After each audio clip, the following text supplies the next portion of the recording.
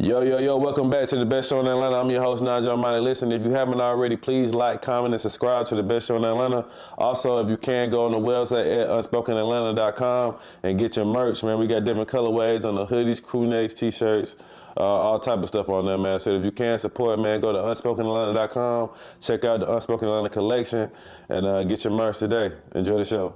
I think that we should not depend on people to eat. Yeah. You need to be your own person. You need to find your purpose, what it is that you can do outside of the industry that can really, when you don't have something, when you lose something, or when things are getting scarce, that's when you start to realize what your talents are and what you can really do, Yeah. Something will come to surface that you're really supposed to be doing anyway. Hey, Nigel. Did too hard, bruh. Super honored, man. Shout out Nigel. Shout out everybody here. Shout out Unspoken. We in the A. Shout out to my boy Jeter. That's what we drinking on, Jeter Readers. Make sure y'all get y'all some Jeter Reader, man. Hit my boy up. For real. All right, y'all. Welcome back to another episode of the Unspoken Atlanta podcast. I'm your host, Nigel Domineck, and today I have another special guest today. My beautiful mother is here today. This is, I can't remember what episode. It's 26 or 27. 27, I think. 27th episode of the Unspoken Atlanta podcast. So, yeah, welcome, Mama. How you doing? Wonderful. Why you talking so low? I'm wonderful. I'm good. Pretty good. All right, yeah. So I want to do something like I've been saying on the other pods, I've been trying to do something different. So we're doing one-on-one podcast. I did one-on-one with my grandmother, which is going to probably be our first episode to come out when I start back. And then today I got my mom, which is going to be the second episode. Both of them are going to be, we're going to do 2 parts. So we're gonna do some in here, and then I'm gonna do another one probably at your house at some point. I don't know when we're gonna be able to do this because your schedule is busy at the moment. But yeah, I'm looking forward to this conversation. It's dope. First of all, to even have my mama on the pod for one. She has been watching me as I started this whole, I don't know what you want to call it, podcast journey, production journey. We on year 6 right now of me doing it. And so just to see me, grow it and be able to see, the different trials and tribulations that I've been through with starting one of my businesses. So yeah, I appreciate you for supporting and for being on my pod. I appreciate that one. Anytime. Yeah. So how you feeling? How your day going? My day Temperature check. My day is going well. What you been up to? Talk to me. What you got? Doing a little shopping here and there, Yeah. My favorite thing to do. Yeah. Yeah. Right. To decorate and set up stuff. Yeah. People who don't know, me and Mom, we both work in the film industry. My mom is on the production right now, so she working a lot of hours. So, I guess we could just start talking about this year, how this year been as far as like you working and, I guess, adjusting to the downtown that we're on right now. It's been a slow year, film industry in Atlanta. Yeah. But I've been praying that it comes back. Give us 7 more years, Lord. 7 more years. Yeah. It's gonna be all right. We definitely gonna get through it. Yeah, for people who don't know, people who is familiar with the film industry, we done been through a few things. Everybody went through the strike. I mean, not strike, the pandemic. Then we had like a good year working after that. The writer's strike. Then we had a writer's strike. Yeah. And then we was working again, and then now it's just been kind of like just super slow. Like a lot of productions haven't been coming to the Atlanta area to shoot. Yeah. So we hoping to come back. Yeah, we hoping to come back. I'm praying to come back. But in times like this, it's tough with people who work in film industry because it's like when you're working, you're not. And so it takes a toll on people because it's kind of hard to kind of adjust to it, to stopping and going, to having to apply for jobs, then not having to apply for a job, then quit. If somebody call you sometimes, so it's kind of like that adjustment period be kind of tough for a lot of people. But especially. I think it's a lesson in the storm. Yeah. I think that we should not depend on people to eat. Yeah. You need to be your own person. You need to find your purpose, what it is that you can do outside of the industry that can really, you know, when you don't have something, when you lose something, or when things are getting scarce, that's when you start to realize what your talents are and what you can really do. Yeah. Something will come to surface that you're really supposed to be doing anyway. I think it's tricky, man, because you work so hard within the profession so that you won't be in these type of situations, but you have to be in these type of situations because of the type of work that we're in. Meaning, like, most people want to be able to, like, grow within their business, within their 9 to 5 at some point. With us, it's like it's kind of hard to. It's not hard to do that, but it's hard to do it when you can't work every day. When it's a lot of stopping and going. Yeah. So I think that's kind of like one of the things that I had to adjust with being in the film industry. That And we need about 3 to 5 streams of income anyway. yeah. That's the only way you're gonna make it. You're not gonna make it on an 8-hour gig. I don't care for what sure. you do. But what I was trying to say was, and I agree with you with the time it take to be. How much time? It's like 60, 70. How many hours you work this week? Probably about 78. About 78 hours a week. Like, so for you to be on a show that long, you gotta be. I'm been hoping to be able to move it within my department, but with the stopping and going and the fact that it's so unpredictable, that's been like one of the things that I feel like is really hard as far as like growing. Not being able to work when you're working, but when you're not, you got to be able, like she said, you got to be able to find other streams of income. That's one of the lessons I learned. You got to have. Even when you're working the 70, 80 hours, you still need to have another stream of income, 2 other streams of income. Yeah, That's easier. I feel like it's easier said than done because of the hours you work. Well, you can be sleeping your money making money for you. No, you know for what sure. I'm saying? But you got to know how to delegate, and you got to find something that's working for you outside of the job.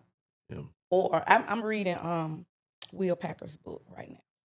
I'm listening to it on Audible, and he was like, "Stay in your lane, right? Mm. So you stay in your lane, but you make your lane wider. You add other things to your lane without deviating from what you're really actually doing. You know what I'm saying? Yeah. So he has a lot of great points in that book.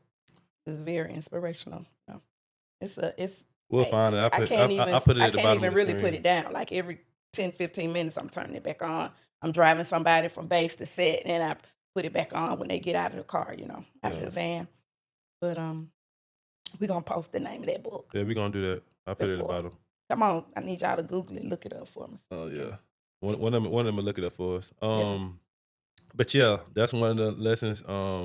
Just having more of an entrepreneurship spirit. You have to in our industry. Use your imagination. Yeah, use your imagination. Yeah. And your gifts.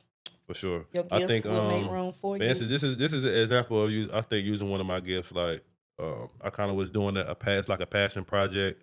It started from a passion project to finding ways that I can kind of make money from it while I'm not on a movie set. So this is an example, doing the pod and stuff, producing for other people.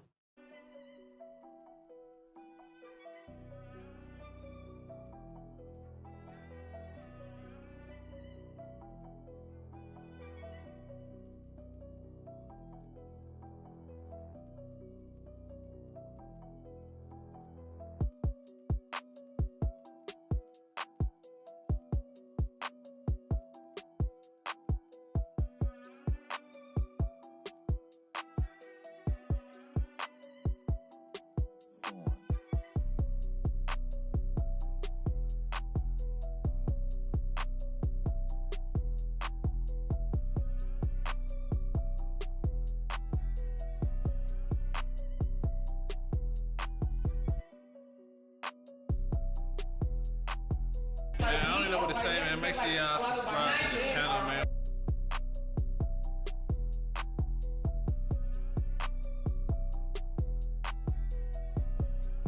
Some of the other things I want to talk about, honestly, too, Ma.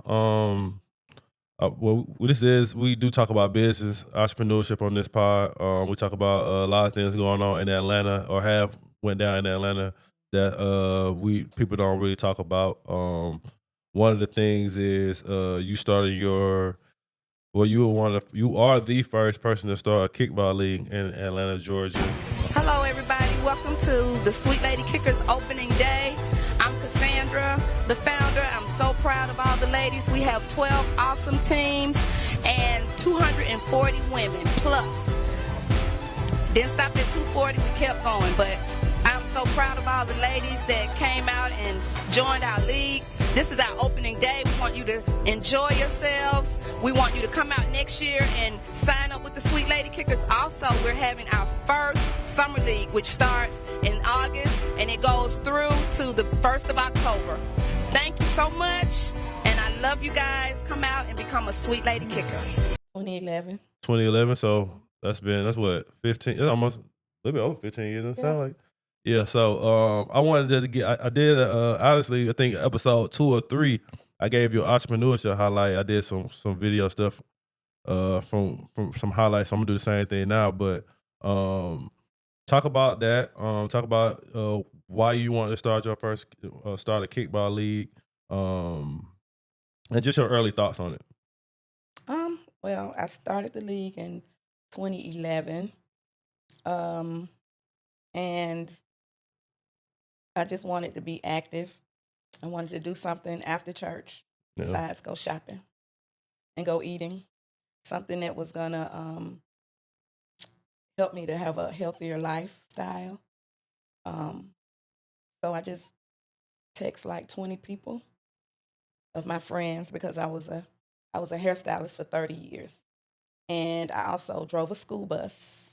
And I also went to school for interior design for 18 months. Well, we getting it out of that at some point. But I just wanted to have a life on a Sunday. Yeah. All my other days was taken up working. I work Monday through Saturday. So I wanted to have a life after church. So I text 20 people that were my clients, my hair clients, friends from high school, and some of my friends that I had met like throughout my life. 80 people showed up. And on the first game day. No, at my mom's house, the meeting. Oh, for the meeting. Was for the asking meeting, them if they were interested to come to my mom's house, which is the house she's been living in since 1976. Yeah. 75, I'm sorry. But anyway, so they came by because everybody knows where she lived, and 80 people came, and then we divided ourselves into 4 teams. That's how we kind of came up with 20 people per team, because that's really not the thing to do. A lot of people, as we got into our years of kickball, people wanted 12, but I wanted more people for safety reasons, as far as people have lives, and you may have 2, and they go on vacation, and they have events to attend, so you would eventually have less than 20 people on a given Sunday because people have lives. It wouldn't hold them to the carpet that they had to be there, because we wouldn't be able to play if we don't have enough people. So if several people just didn't show up, you still have enough for the game to go forward. So your first year, how many teams you have year one? Year one, I had 4 teams. I pulled my coaches from people that I knew.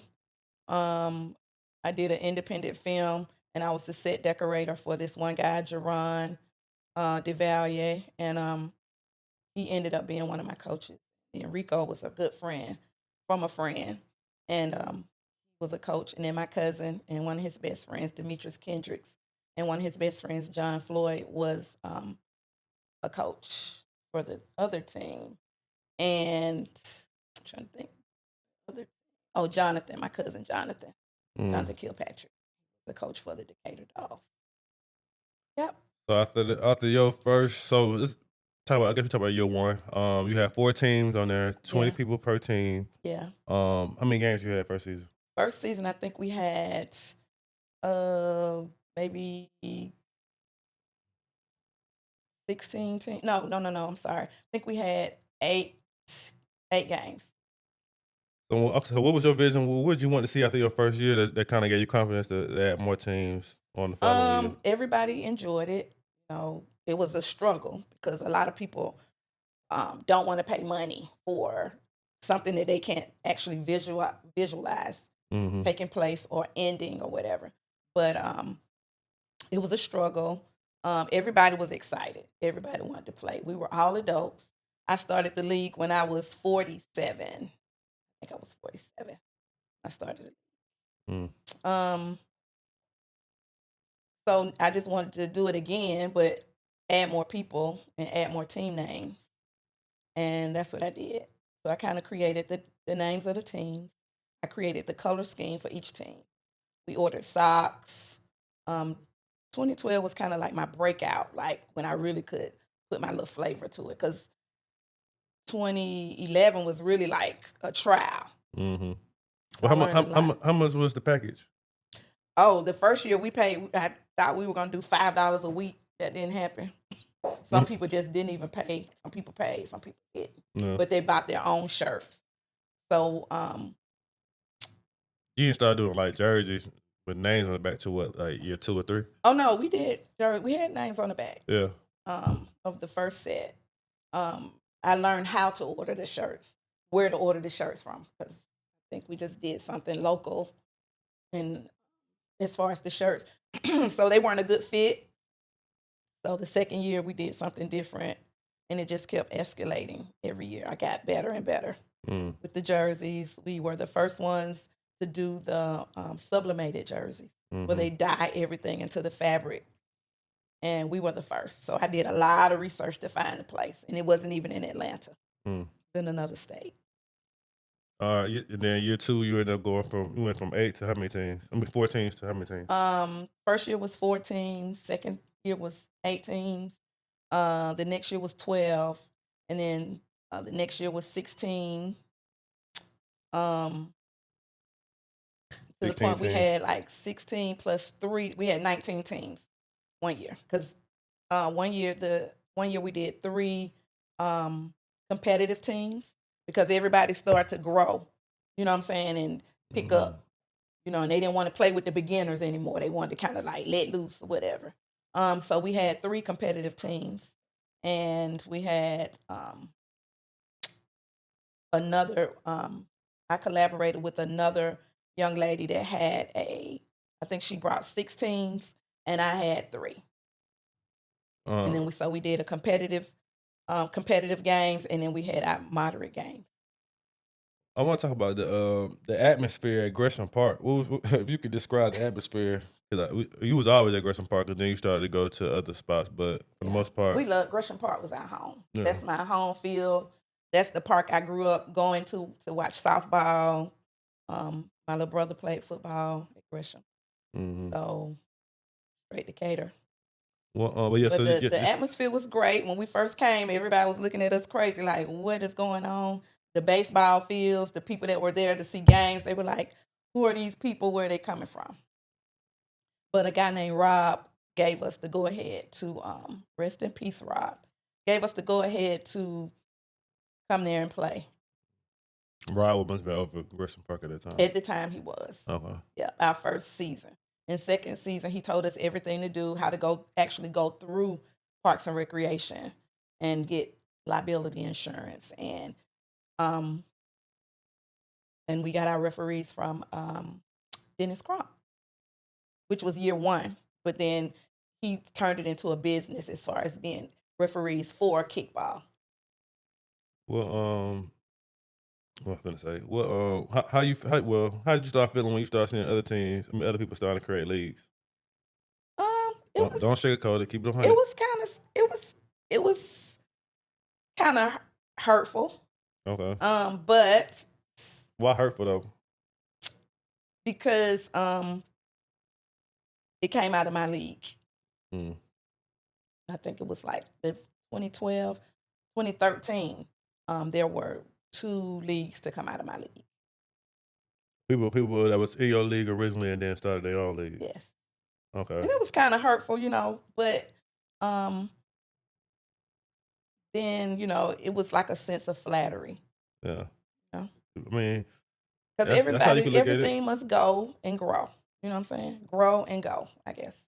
I mean, for people to leave and create their own leagues, it's something they like about it. You know what I'm saying? That they saw. So I mean, it's really how you look at it. Yeah, it was like at the moment, you know what I'm saying? It was hurtful, but you know I got over it, and we continue on. We didn't let anything hold us back. No, I'm thinking about is it a way you could have prevented that from happening as far No, as no, no, no, no, no, no. I'm not like a stopping anybody's growth. You know no, what I'm I'm saying saying? like a like well I guess you can't because I'm thinking like the NBA got a league, but then you got like the big three, Yeah. and I know Yeah. like they don't like And then everybody want to put their own twist to what they on, what they think a mm, women's kickball league should be like, which is fine. yeah. I'm a hairstylist. I was a hairstylist, but it's enough hair to go around for so many people to be able to still eat. So, Um, well, we can before I start going to like family stuff. What I mean, you can explain your reason for stopping. I mean, obviously, I think it's. I mean, I know the answer, but you can tell everybody your reason for stopping, and then also what's your overlook on how kickball is today. well, I just kind of like once I did my 10-year anniversary, which we had to postpone it for 2 years because of COVID, because 2020 actually would have been my 10-year anniversary. Yeah. Um, but a lot came out of kickball, like a lot of friendships, um, a lot of um, best friends, marriages, all kind of stuff came out of it. And some people are still like best friends today. Uh-huh. So I was totally satisfied with the outcome of what our league represented. Sweet Lady Kickers is like as iconic, Mm-hmm. and it was the blueprint for a lot of leagues, and it also encouraged people to get out and move, exercise. Mm-hmm. Um, we I introduced Jamie Hayes, which is now a great personal trainer. He trained a lot of women in my league. He was the trainer for Sweet Lady Kickers. Mm-hmm. Now he's a police officer for DeKalb County, and he has his own security company. Um, it's just so many good things came out of Sweet Lady Kickers. What are some of the things that you felt like you had to go through as far as like building this particular business? Um, for people who may be interested in starting their own league, whether it's kickball or something else. But if you have any advice or Um, things or tips for people as far as like starting it out, I would say make sure your leadership is strong, fair. Um, and I mean, reading some leadership books would not hurt, but whatever happens at the head, it falls down on the body. So, whatever type of person you are as a leader and fairness, you know what I'm saying, it's going to fall down on your league. It's either going to illuminate your league or it's going to stain your league. mm. So, Leadership one. leadership, prayer, you need lots of prayer because you have to make wise decisions concerning people. Um, and you got to build yourself up to continue to go on to show up. You know, Mm-hmm. so you need lots of prayer.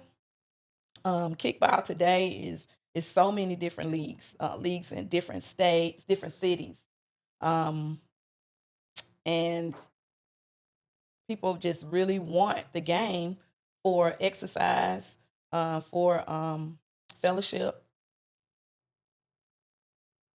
It's a very positive game. I think the kids should play kickball in high school, like we did in elementary school. It should be a game in high school. It should be right along with your baseball and your football. They should have teams, and your volleyball should have kickball teams. Yeah, well, I ain't never really seen nobody really throw kickball events like that until you start doing them. Yeah, so you the first one I kind of seen somebody really do that. So even like now, like we were saying, I went to a kickball league. Yes, not kickball league, a field day. So now people starting to have those like as 1 day events. Let's all go play kickball. So just to be able to see that, and I'm proud of you, mom, from seeing other people do it as well. I know it ain't easy. I know having 18 teams and being able to regulate it and get the coaches together. Yeah, I had Um, yeah, great coaches that I had to, everywhere I would go, I would ask somebody. Like if I went to O'Reilly's auto parts store, I'd be like, "Would you like to be a coach?" Or if mm, they came over to fix a hot water heater. mm, Um, Rest in peace, Coach Luke. mm-hmm, Um, he was our air conditioning hot water heater guy. Yeah. He got so much business from the league. But he came to fix my hot water heater one day, and I asked him to coach. I mean, my coaches were dope. What made you do the male coaches instead of like female coaches? I started out with male. I eventually I had female coaches like in my summer leagues, and then probably in my last 2 years I had female coaches. No problem with that. But just to have women step up and be like, "Hey, I want to coach," no problem. But women coaching women is kind of like It's a lot. You need some It's the men bring the structure a little bit. right. But the women, they brought some power now. Shout out to my women coaches. I met some very nice people. I would do it all over again. Do it all over again. We can back up a little. I know we skipped some stuff. I know we went straight into the business aspect of it. But before we even get to like me and Nautica, how is it start your own business while raising kids? But actually, I was self-employed hairstylist. Yeah, go ahead. From like 20 years old. And I did hair for 30 years. Just have to plan your money. I'm truly big on budgeting and writing everything down, not guessing like, oh, what you gonna pay today? You're supposed to know that a month in advance. What's going down this week? What's going down next week? Whatever. So I'm big on budgeting. And then being self-employed, you don't have any benefits. So that's what made me get another stream of income by driving a school bus. Work 5 hours and get full benefits. It worked for me. No weekends. I could still do hair. No holidays. Didn't have to trade off with anybody to be off work. Spring break, Christmas break, summer break, you still get paid.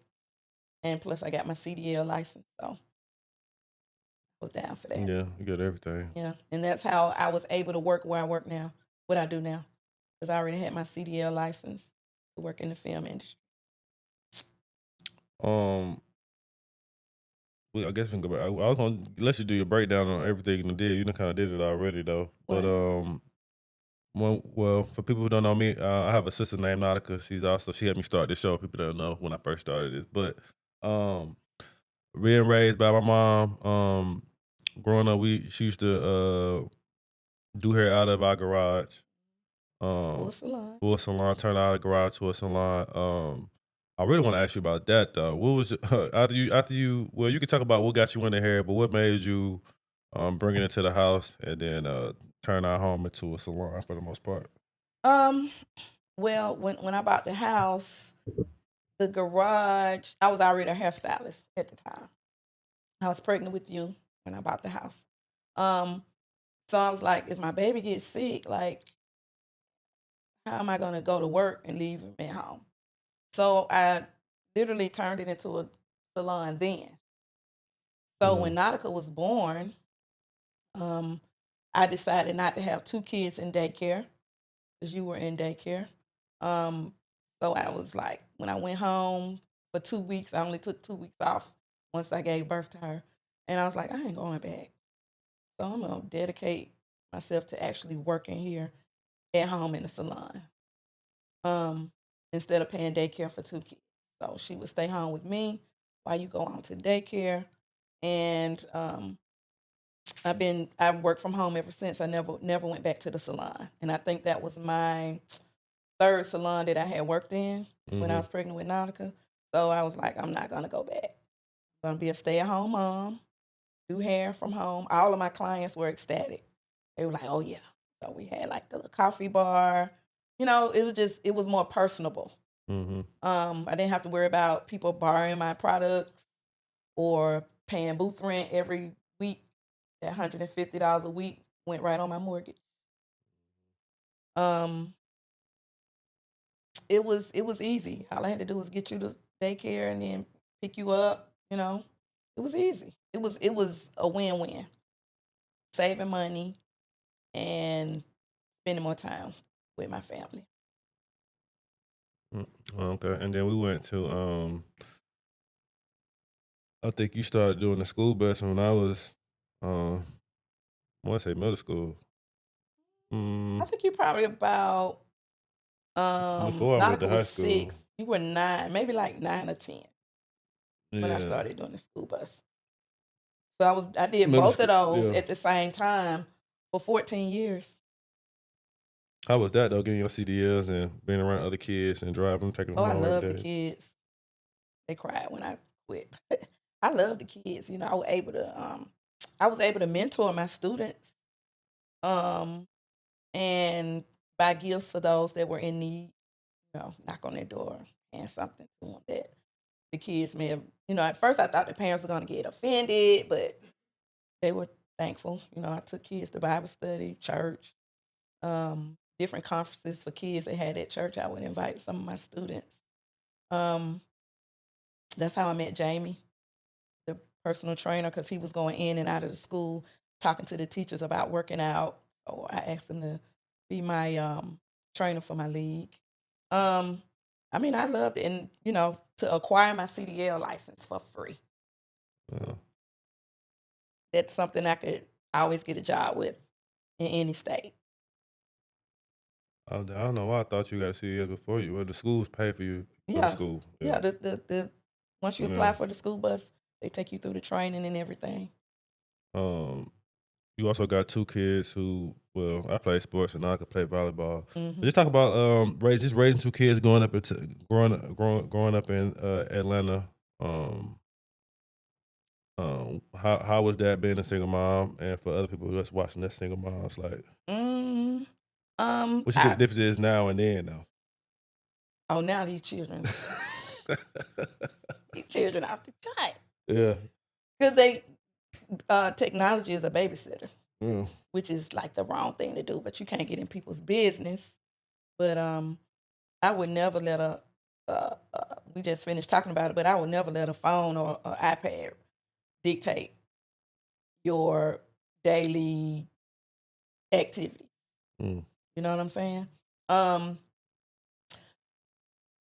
like you know, I used to switch, baby. Yeah. And my mom was like, "Don't use a belt; it only make them tougher." Mm. But a switch would get y'all attention. You know, I used to pull over to the gas station where it had the best little switch tree over there and get me about 10 of them. So when one break, I just pull out the other one. Mm-hmm. Yeah, I got a lot of little beat downs. Mm-hmm. Yeah. Because you was not going to be in the system, okay? You was not going to be in the system. I demanded respect. So. Yeah, you got it too. Yeah. Um, And I had to make sure that, you know, I'm divorced. You know, I did marry you guys' dad or whatever, and we divorced. But by me raising you in Nautica, I had to make sure that he wasn't gonna be able to step back to me and point out, you ain't do this and you ain't do that, and why my son like this and he wasn't gonna be able to throw me under the bus. So whether he tell me I did a good job or not, I know I did a good job. you did a great job. Mm-hmm. I ain't play the radio. My parents didn't play the radio. It worked for me. My grandparents didn't play the radio. It worked for my mom and her 11 siblings. And I wasn't gonna play the radio with y'all. So hopefully y'all will pass it on down. Don't play the radio with your children Yeah. when you have some. Well, I know it's things are changing, so I know like how you raised us is different between how like You just people gotta are raised have now. things have changed, but you don't have to change. You still have to have boundaries. You know, don't cross that line. Yeah. You know, we still have boundaries. You know, we got God. He done drew a lot of lines for us not to cross. We cross them, but when we come to our senses, we step right on back over. You know what I'm saying? But just don't have any lay the law. Mean what you say what you mean. Don't change your mind. No, don't let up. If the punishment gonna be the punishment, let it be the punishment. Don't pay your children to clean up. They're supposed to do that anyway. Don't pay them to go to school and do their schoolwork. They're supposed to do. And then tell them at a young age, don't talk about graduating high school. Talk about when you finish college or when you finish trade school. Talk about that. Then they have a goal that you set for them that they have to, military, whatever the case may be. But I think you should go higher than just high school. Don't let high school be your last stop. I think you should take it a little higher because you're not only just learning, you're getting to know people outside of your high school people. You're meeting a whole nother group of people from different places with different journeys and different stories. You're spreading your wings, learning other things other than just your neighborhood. I agree And with that's that. part of your growth. You learn things from me. You learn things from your grandmother. You learn things from your peers. I want to go back to how you got into the film industry. That's why I'm gonna do that. So one of my coaches. That's why everything is a stepping stone. Because if I had not had the kickball league, I would not have had this coach. And this coach left the kickball league in order to work. And he wouldn't have came back and was like, hey, you have your CDL license. And I was like, yeah. He's like, we need people to work in the film industry. There's a department called the transportation department, and we need people to drive. And I was like, okay, like, what do I need to do? And then he was like, to pay your dues. I think it was like $500 or whatever to join the union. So, of course, I'm like, I'm going to get $500. It was $500. It was $500 back then. That's good. Well, it was $750 for me though. Now it's $1,500. Yeah. Yeah. But no military discount. But so I was like tossing and turning, like, what am I gonna? How am I gonna? Because you know what you pray for, you know where you want to go. So when the answer comes, do you react to the answer or do you turn the answer away?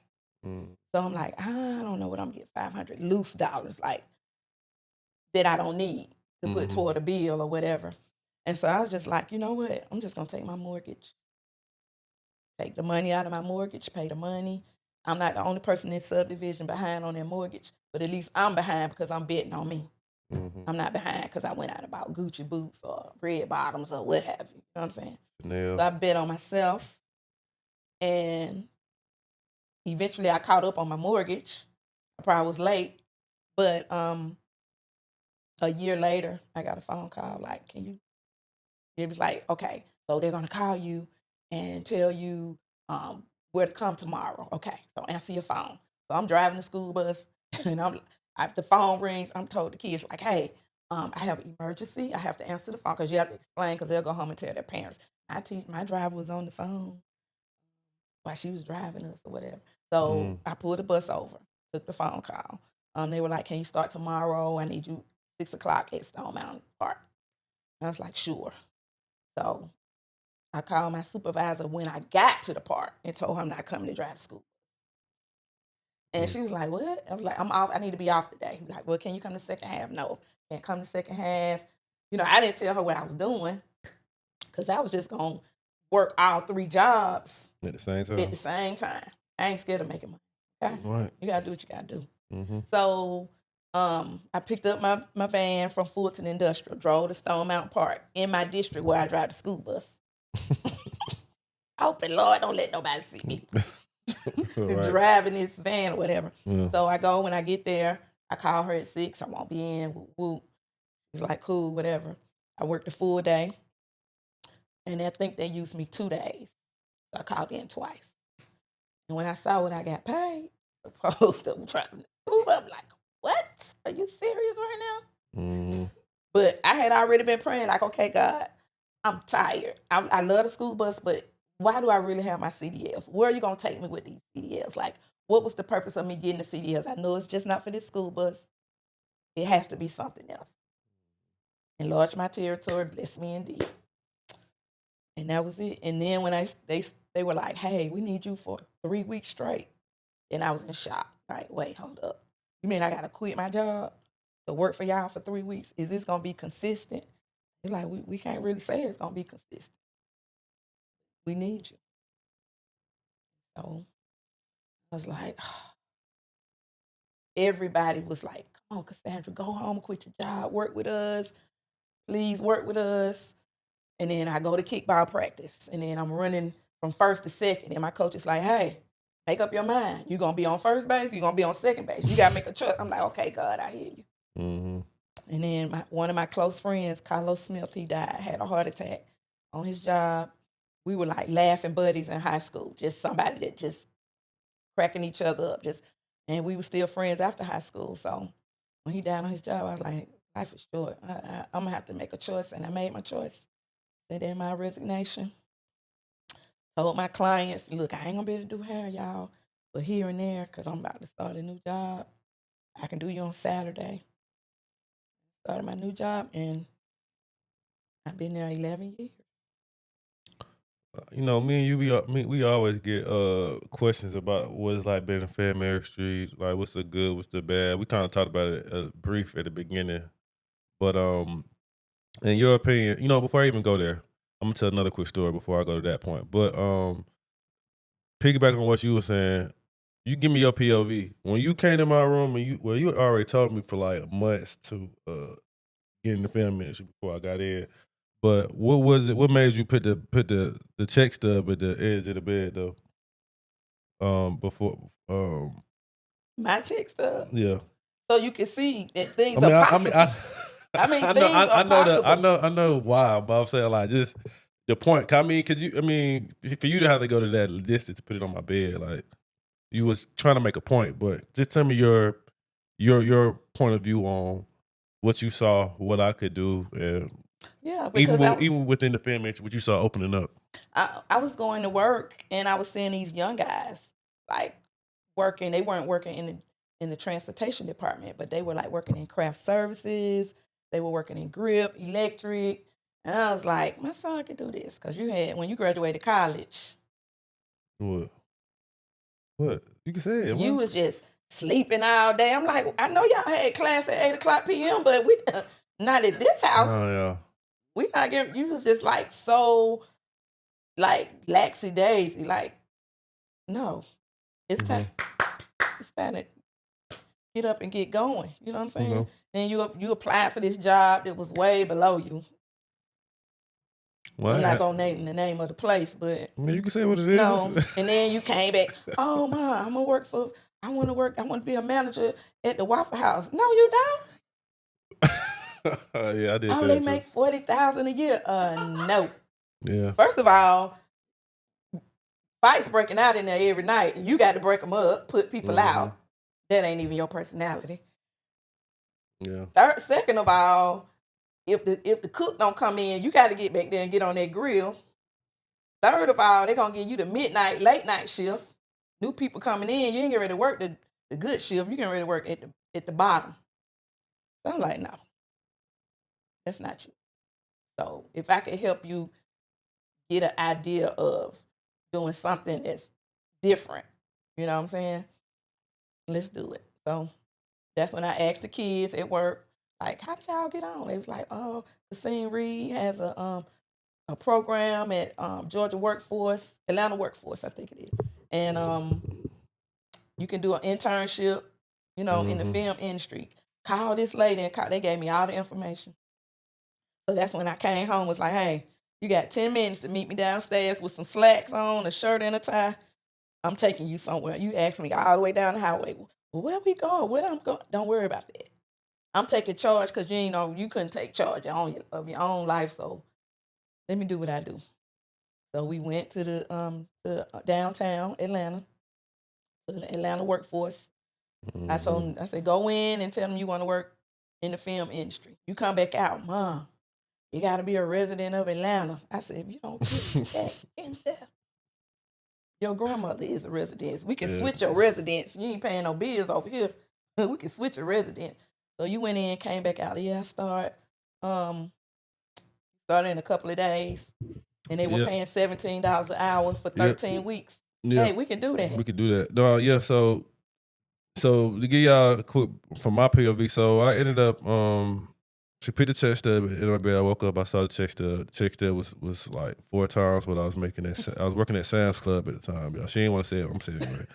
I was working at Sam's Club at the time. It was more than 4 times it. I think Sam's Club was paying me, I think like $12.50 $12.50 an hour, I think, something like that. And then like the internship that I had ended up going was $17 an hour. And so I was just like, hey, it's a 12-week program For 8 hours a day. for 8 hours a day. And what did I tell see you after what- your 8 hours? What did I say? What after the 8 hours? What I forgot. Stay. Oh, stay for longer. Yeah, but Stay until we wrap. they want to let us though. But yeah, stay Couple longer. days Well, you I stay. kept on my stay. I had some cool people I worked for that was Because you cool need enough to for me to learn what stay. it's like to That was a liability though. That's go what they didn't all want the me to way stay. through and to wrap, to see how many hours you're gonna be on your feet. Yeah. Because a normal people who work in the film industry, a full day is really like 14 hours minimum. So that was kind of something I had to get used to, working the long hours. I was cool working long hours because you're getting paid a lot. You know what I'm saying? And I didn't have many kids or anything like that, so I was cool with it. But yeah, so I ended up doing the 12 weeks. In them 12 weeks, I probably worked on maybe like 5 shows out of them 12 weeks. I was doing grip and electrical. I was one show I may do electrical, one show I may do grip. And so then I was able to, through them 12 weeks, I just pretty much got everybody contacts. Anybody I work with or work for, I got all of their contacts. By the end of that 12 weeks, I had already told myself, shoot, by the end of 12 weeks, I could always go back to Sam's Club if it don't work out. But do that. And then But it was gonna work out. Yeah, it was gonna work out. Yeah. So, but even before I did the 12 weeks, so like before I even started 12 weeks, I think my first set I ever came on it with you was with when you was doing Atlanta on FX. And you also was on the one with John, the guy, the actor. John who? What? Not John. What is his name? John Hickey. John Hickey. You know, he was. What show it was? I can't remember the name of the movie. My very first I remember was Atlanta when I had it. When I think somebody else walked me through set, and it kind of you wanted me to see like how like people worked on set, like the stuff that was going on. That was Atlanta. And then I know the first job I got picked up on, like that was my first time being introduced to like coming to work, because it ain't the film industry ain't like a job where like you go in, you do an interview, you get hired, they call you. It's like, can you work tomorrow? Can you work today? Right. Like, can you work in the next few hours? So I think I forgot the one with Joe. That's the one I'm talking about. John Hickey was the guy that I had to pick up every day, the actor. Okay. The one that was kind of talking about so, how Sweet Lady Kickers could be a TV show or whatever.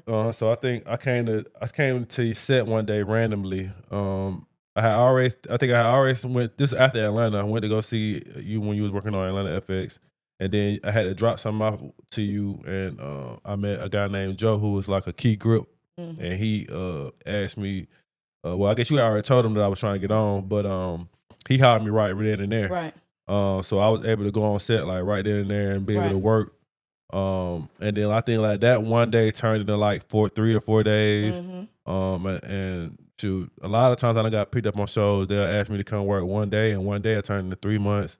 3 months it turned into 6 months or 9 months, depending on, you know what I'm saying? So if you're a good worker. If you're a good worker, yeah. But going back to what I was saying, like, give some people some, because you've been in the industry longer than me. We can talk about the good stuff as far as the film industry. What's some of the good things that people don't know about the film industry, like the perks and stuff that we get that you kind of seen over the years? When it comes to like working on set, being able to work on set, eating free. Yeah, definitely that. We get 2 fully catered meals. Yeah, that are very good. So you don't have to buy groceries at home. Yeah, because you can take a plate home or whatever. You can just eat out on Saturday and Sunday, but you don't have to buy groceries because you eat great on set. I think they feed us like 4 times a day, 5 now. It's in our contract to get a 3rd meal for us, for drivers. For drivers, yeah. But and the snack in between is not really a snack. It's like might be salmon on top of a salad or shrimp on top of salad. All kind of chips and cookies and sodas and juices and water. You know, that's like just for you to just walk up and get. Yeah. I want to, as you explain the good stuff, I kind of want to get like the rules to it though. Like, so people who don't know, who in the film industry, who are not in the film industry, we're unionized, so it's in our contracts. Like, we have to get fed. Well, she said 5 for me, for us, it's 2 full meals. 2 full meals and 2 And then snacks. we get 2 snacks. So And it's 2 full every meals 3 plus hours some we 3 get snacks. every 3 hours we get a snack. Every 6 hours we get a meal. Mm-hmm. So you come in, we get catered breakfast. When you first walk in, they got the catering out there. You get breakfast. You go to work. After you go to work, with 3 hours into work, you get a snack. A snack may be anything from a grilled cheese sandwich to tomato soup to spaghetti to anything like salad, shrimps. Like it really depends on. Yeah, it could be could be a chicken sandwich, Subway sandwich, anything from that. Jamaican food. It could be whatever. It really just comes down to like how good it is your whoever running the craft services. Like what's their budget and you know how good of a cook they are. And with good meals, they can come up with ideas. Yeah, ideas. Yeah, and then on that 6 hour mark is lunch for everybody. So we go back. Same people who was cooking breakfast, they prepping for lunch. Catering service. Yeah, and then we do get another meal 3 hours after that, another snack, and then the 3 hours after that we should be wrapping. We supposed to be wrapping. If we ain't wrapping, then they'll pay us meal. We get another meal. Drivers get another meal. But everybody who's on set for the most part they get two full meals, 2 snacks, and that's every single day that you work. So yeah, what else we got? Other things. I mean, I know. I mean, you know, we get it's food truck. It's not. We gonna stay with the food. Food trucks come. We probably get a food truck. Might get a coffee truck. We get probably get about 2 or 3 food trucks a month. Cakes and cookie trucks, different things. King of Pops. Yeah, King of Pops. Different things like little snacks. Just like a thank you from the producer or it's either the writers or the showrunner or too. from the actors. They're like, thank you. We send in a food truck. You know, for a nice little snack. Might be a pizza truck that make pizza. Might be Slutty Vegan. Or like we do a lot of coffee trucks when we have overnights. Yeah, they'll start the night off with a coffee truck. Yeah. Honestly, because sometimes we can go into work at 5 p.m. Yeah, so we'll be getting out the next day like 7, 8, 9 in the morning. Yeah, that's another thing too. We can go into that too. Like the scheduling is like it's not like your regular going to work at 7 and be off at 7. Like we don't have set hours. We don't. It's no set hours. Like no 9 to 5. The only thing that would happen. Yeah, the only thing that would happen like continuously is that as you get later in the week, your time gets later. So if we start on a Monday, let's say Monday may be at 7 a.m. Monday. 7 a.m. start time. But that means that everybody else got to be to work at 4, 4:30, 5 o'clock in order to start shooting at 7. Yeah. And then it gets later and later. So like Tuesday may be a 9 a.m. call. Wednesday may be a noon call. Thursday will be 1 o'clock, 2 o'clock. Friday it may be, like she said, 3 or 4 o'clock, 5 o'clock, whatever, p.m. And then you got to think about, like I said, 12 to 14 hours minimum. So wherever you start, that you probably gonna be rapping 12 hours after that. Yeah. So and that is minimum for you guys. That's just for my people in my department. We work 17 hours a day. We only get 8 hours to go home, take a bath, go to sleep, get up, take a bath, and we only get an 8-hour window to be back at work. Yeah. She's in the driving department, so they got to be the first one there, last one to leave every day. First one there, last one to leave. Every single day. And then what I would do on set, the on-set work would be in the middle of that. So they'll come in, they got to be there 3 hours before. We might have to be there. We might only get like a 30-minute pre-call, and then we start shooting within the next 30 minutes. And then, so like on average, like she said, she probably had 78 hours in a week as a driver. I would probably have like a 70-hour week, 60, it may be like 65 to 70 hours for that week. And that's a normal week for if you're working on a production, a real movie or TV show. That's like every day. Another perk, we do get meal penalties. So like that's something that adds up on your check at the end of the week. Explain what a meal penalty is. A meal penalty is, so like we said earlier, at the 6-hour mark, we have to go to lunch. We're supposed to go to lunch. But there's times where we'll be on set where the shot is still getting made. Like they still dressing the set. Or we're waiting on the actress who's still getting their hair done, and we waiting on them to get to set while, you know what I'm saying, all of that happens. So a meal penalty is like every 30 minutes. It's delay. So after the first 30 minutes, it's like $7 or something like that, something around there. And then like every like 15 minutes, every 15 minutes after that, we get like another like $7 to $8 or something like that. But it adds up at the end of the week. Let's say you do for a week, that's what, 5 days. You might have 3 meal penalties in that week. That's $30 right there added to whatever you was gonna get to. You know what I'm saying? And then depending on the show, sometimes you may have 3 meal penalties. Sometimes you might have 4 or 5 in one day. Like it's times where we have like lightning delays. Like that lightning delays is when like you they measure the lightning, how close it is to how close the it is to set. And if it get within like a 10-mile radius, we have to shut the set down. Everything down. But that still goes again. We still on the clock. So it's like if they delay, we still getting paid. But if we ain't went to the lunch within that 6-hour period, that's more money. So it's like it's kind of like it helps us and hurt us because sometimes we be in the rain delay for about 3-4 hours, and then you still it's really it's cool for us because we are the workers, but for the people who are the producers or the people who it's irritating. It's irritating because they only could be at this certain spot for a certain amount of time. We got to get this shot, or it's going to call for reshoots where you got to add an extra week to the set or add a month to the set. And that's more money coming out of people's pockets. So that's the only thing about it though. So it's a blessing for us, but it kind of hurt them in the long run. And I think they do kind of put in, like how in high school or elementary school, you have to put in days for snow days. Yeah. I think they probably put in a few days, maybe 1 or 2 days, in case they got to do a reshoot or whatever. You know what I'm saying? But that's why the budget to do the production is so big, because so many people got to get paid.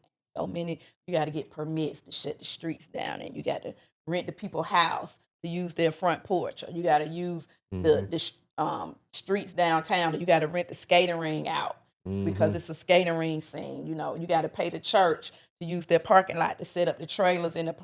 So many people. That's why we need the film industry to come back. That's why I need everybody to pray, because so many people, even the police officers, get paid like $45 to $65 an hour because we need them to police the area where we're shooting, or where the base camp is. The base camp is where the trailers or whatever. So everybody, it has brought so much money to Atlanta. Yeah. It's a lot of jobs, man. A lot of people. For one movie, it may be about 300, 400 people working behind the camera. Yeah, you got extras, and extras have turned that into a career. Like 2 days, they might be over here on the Residence. And 2 days, they might be over here on P Valley. Then 2 days, they might go over there on Will Trent or Black Lightning, or they move around and they put all those days together and build them a paycheck. It's great for teachers that are out in the summer. It's great for the elderly that are getting like government, like Social Security or whatever. It's a way to add money to your budget. And it's a lot of different departments.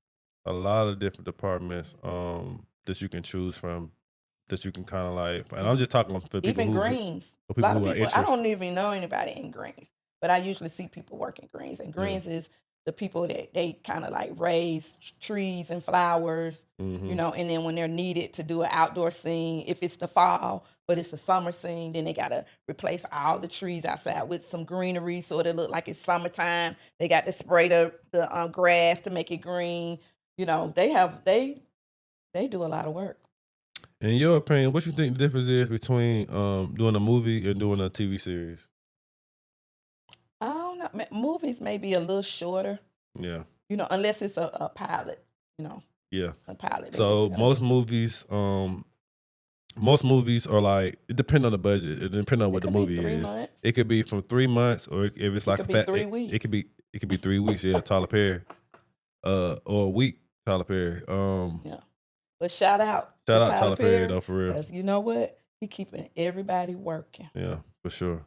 Not only us, but the actors. A lot of actors we wouldn't know who they were if it wasn't for Tyler Perry. Because a lot of people are not going to get those people any opportunity. For sure. And once they're on Tyler Perry, then they can do other they stuff. Branch out to other things. But Tyler Perry gives everybody a star, or he gives them a good shot. Yeah, so it really just depends on budget because For prime example, like a movie like Fast and the Furious, who was made in Atlanta, or Bad Boys 3 that's made in Atlanta, those movies be like 9 months. Yeah. Those are like but that's the longest you'll ever see a Yeah. TV show be like 9 months. But majority of the time it'll be a TV series. If it's an episodic and they got How long was it Coming to America? maybe 4 months. Yeah. But there's no action in there though. Like if it's like an action, it's like when they gotta get stunts. A lot of If it's like that, it's gonna be like special effects. It's gonna be like 9 months. Something like Coming to America was probably like 4 months, and they probably in that same location at Rick Ross' house, and then maybe do some do some stage work for reshoots. I think they end up doing some research on there as well. And Wakanda, what is it? Black Panther, anything that's like Black Panther, Marvel related, 9 months, 9 to 12 months, and then with them is they'll film 2 movies back to back. Like I know when they did like Avengers, like what's the one before Endgame? It's Endgame, and it's what's the one right before that? Avengers, you know. Endgame is the set. They picked 2 of them. I think they filmed both of them at the same time. But that's like a 12-month. That's like a year-round like show. So yeah, it just really depends on the budget, though. Honestly, though, when it comes to how long shows be. I'm trying to think about some other perks that, as far as like film industry wise, before we move on.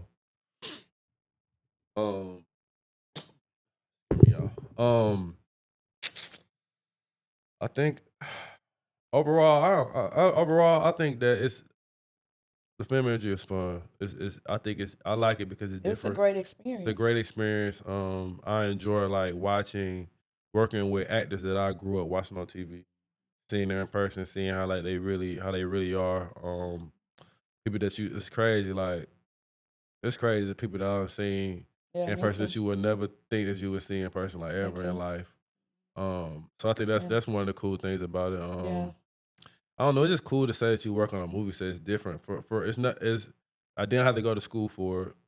I mean, obviously, on your end, you had to get your CDLs. And that was a blessing that you were able to learn those skills. Yeah. On the job training. That's what it is. Yeah, on the job. It's on the job training, and you can say what you've done. You can think about the things that you've done, like that you never would have thought. That you didn't study in college. Yeah. You know what I'm saying? But like I said, college still was great for you because you came back with new friendships. You got a nice little HBCU to visit during your homecoming. That's what I miss. Yeah. Me and my friends be like, man, we should have went to college. So you get the experience. So we can experience it. I be kind of jelly when I see everybody going to their homecoming. And I'm like, dang, they don't have that for cosmetology school. Yeah, college was good. Yeah. I think I used to learn how to be independent. Learn how to be independent. You meet the people that you meet, the relationships that you stem from it. I was able to play basketball in college, so just to be able to do that was dope. And let's talk about that, Nigel. Let me ask you. Okay, what's up? Like when you had to have your physical, when you did your sports physical to get on, because you actually went to college 1 year. Mm-hmm. But you didn't play your first year. Nope. So my second year, when they told you that you made the team the second year and you had to go and get your physical. Yeah. Tell us about that. So actually, no. Actually, I tried out for the team my freshman year, even though I knew I wasn't going to be able to play, but I tried out to kind of like just put myself out there as far as for the following year. So I ended up earning that scholarship my sophomore year, my freshman year. I just knew I had to sit out my freshman year. But man, I finally found out I made the team, and every year I was getting physicals. Going to the hospital though, I was getting them like every summer. Like when you play sports in high school, the doctor come to your school and get a whole team of physical, and it don't really be as in depth as if you was to go to a hospital. Right. Or for that matter. So I ended up going to get a physical at the hospital. From my doctor.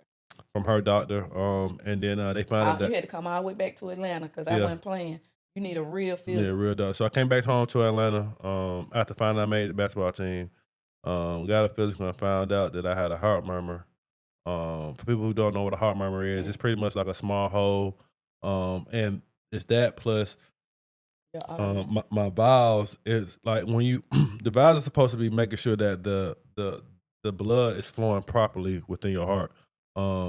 And I think I had them like messed up. They was crossed They or was something like that. So a crossed. point where it wasn't circulating properly. And you were born like that. And I was born like that. And we didn't know it. Yeah, we didn't know it. So I played all high school basketball. I played sports all the way growing up. Played high school, all of that. Didn't know I had nothing about it. But and so your breathing wasn't good. And you thought it was normal. So I thought it was normal. So it's like when you know how people is when they snoring, but they up. That's how it was. Like you could hear me breathing, but I was asleep. You know what I'm saying? But so I had to find out I had to get surgery with my it was either have surgery or quit basketball. Pretty much that's what it came down to. But you had to have open heart surgery. So I had to have the open heart surgery. So I had open heart surgery. I probably lost about 60 pounds. I just remember coming home, my pants didn't fit no more. I had to come home from the hospital. So I spent 2 weeks in the hospital. I was really supposed to be 3, but for her, yeah. When you talk about that, how you felt? I mean, your child going in. Oh my goodness. Yeah. When I got the phone call and they were like, "Ma'am, we need to do surgery on your son's heart tomorrow." I was like, and it's just so crazy that how the devil worked. Like Nigel has like one of the sweetest, kindest hearts in the world, and then that's what you're gonna attack. You're attacking his heart. Mm. So I got on my knees, said my little prayer, and let you know. First, I called your basketball coach, Coach White, told him you gotta have surgery. I called. I told Coach White, and he told Bishop Long, and the other guys that were pastors on the staff or whatever. Coach Moman and what's the guy name? Who the California? Coach Hughes. Coach Hughes. Yeah, and so they were like, "We got you, Mom. We got you." So I was like, "Okay." So yeah, so I had the surgery. I was out. I think I was at home for 2 weeks, and I went back to school. I had no choice but to go back to school because it was either that or I was gonna fail that semester, and I knew I wasn't gonna be able to play basketball after that. So I ended up going back to school like a week early. I didn't play that. I played second half of the season. I had to sit out the first half, get my conditioning back right, start back training. I still wasn't 100% back until like the following year. and then when the doctor asked you if you had any questions before he take you back into surgery, I don't remember what I said though. you asked him if he could put your tattoo back together. That's yeah. So I had so I had a chest tattoo. Yeah, I had to make But yeah, so I ended up getting another tattoo on top of it. Just to, but yeah, so that was one of the. I forgot I asked that though. Honestly. Yeah. Yeah, that was something different, man. I can't. As soon as I went back to school, it was homecoming that week. I remember that like yesterday. It was homecoming, and then like it was weird because if 2 weeks from school feel like a whole semester really when you gotta go back. So that adjustment, being able to walk to class, I was getting tired walking back to class. I had to sit down for a second. Make sure I left an hour early so I can make sure I get there on time. This is an adjustment, but I was able. Fast forward, I was able to still be able to play 4 full seasons after that. Able to make all conference my senior year, so it was a good experience. Overall, Fort Valley was a good experience, and all just college in general was a good experience. I'm going back to homecoming this year. For our coach, our basketball coach died this year, so we're gonna all go back. Yep, he was murdered. Shot. Yep. So that was a big thing. So I'm definitely going back to Fort Valley. Probably. I really want to go back down for our basketball homecoming, but I know for a fact I'll be going down for football homecoming for sure. In a couple weeks. But yeah, overall college was dope, man. I really appreciate everything that came from that. And I'm still friends with a lot of people that I went to school with to this day. So I think overall that was good for me. You got a hot spot you want to shout out? I'm gonna shout out Silk too. Okay, it's a little hole in the wall. We used to go there after kickball, have drinks, eat some good soul food, some turkey ribs, catfish, macaroni and cheese, collard greens, one of those big baked potatoes with shrimp, anything you want to put or load into your baked potato. I like silk too. Shout out to Otis Hayden, Barry Hayden. That's one of my spots. Um, And Lily. Lily is the best bartender in Decatur. So go in and ask for Lily. she at Silk right now? She is Silk right now. Okay. Shout out to Silk, man. No, you know what? I think I talked about it before. Pliable. I think everybody know what Pliable is, but if you haven't, if you went to Acai Bowls, make sure you check out Pliables. They got multiple locations. Check them out. They got one on Edgewood. That's the one by the Beltline. I like that a lot. I like Nouveau too. The one near Terra Boulevard. They got the best lamb chops and the best shrimp and grits. Say it again. Nouveau. We're gonna put that in the description too. Nouveau. Definitely check that out. Where is that located? They have one in East Point, and they have one that's near Terra Boulevard. Okay. We're gonna make sure you check out Nouveau on there. Okay, we can end it here, man. I listen, y'all. I want to thank y'all for y'all watching the best show in Atlanta. Make sure y'all subscribe to the channel. We appreciate y'all for watching, man. We'll see y'all next time. Peace.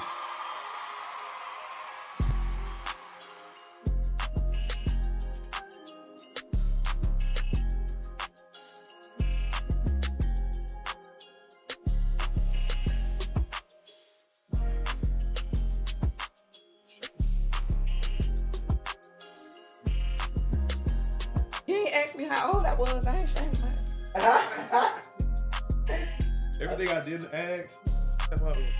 You need to ask right here. Like, so Mom, how old are you? Are you single? They gonna be looking for mom. Yes. They gonna be the comments. You need to have that. All that need to be on here. Yeah, I need one for the. Put you out there. Let me see if you got it already. Get it on your own. Get it on your own.